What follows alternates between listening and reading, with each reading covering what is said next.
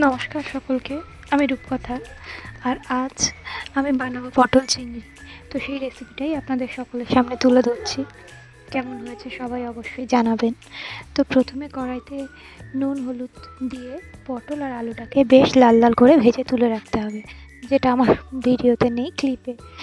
তো তারপর সেই তেলেই হলুদ এবং লবণ দিয়ে চিংড়ি মাছটাকেও বেশ সুন্দর করে লাল লাল করে ভেজে তুলে রাখতে হবে। ওই তেলের মধ্যেই ছেড়ে দিতে হবে গোটা পেঁয়াজ। আর গোটা পেঁয়াজটাকে খুব সরু সরু করে কাটবেন, সুন্দরভাবে কেটে ওটাকে লাল লাল করে বেশ ভাজা করে নিতে হবে, যতক্ষণ না বাদামি কালারের একটা রং ধরে। আর পেঁয়াজটা বেশ ভালোভাবে লাল লাল করে ভাজা হয়ে যাওয়ার পর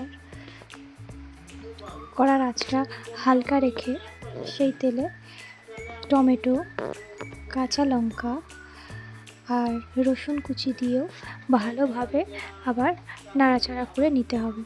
মশলা যাতে না পুড়ে যায় সেদিকেও খেয়াল রাখতে হবে। আপনারা চাইলে টমেটো, রসুন এবং কাঁচা লঙ্কাটাও পেস্ট ইউজ করতে পারেন। আমি এখানে গোটাই ইউজ করেছি। ওটা তেলের সাথে সাথে ভালোভাবে হয়ে যাবে।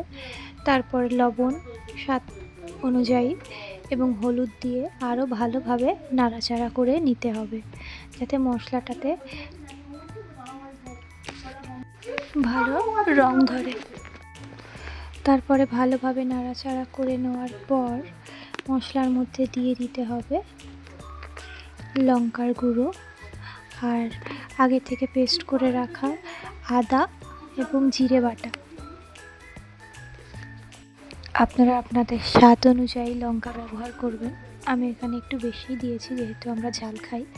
তো সেই জন্য মশলাগুলোকে ভালোভাবে কষিয়ে নিয়ে একদম তেল ছাড়া পর্যন্ত ভালো করে কষাতে হবে।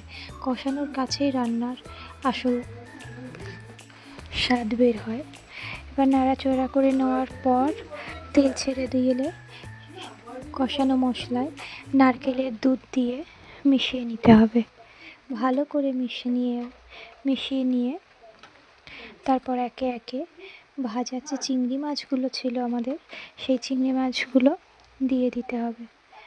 দিয়ে বেশ সুন্দরভাবে নাড়াচাড়া করে নিয়ে আলু ও পটল সব কিছু একসাথে আবারও ভালোভাবে হালকা হাতে নাড়াচাড়া করে নিতে হবে। আমি আলু আর পটলটা আগে থেকে ভাজা করে রেখেছিলাম। আপনারাও তেল দিয়ে ভালোভাবে আলু আর পটলটাকে ভাজা করে রাখবেন, তাহলে সুবিধা হবে।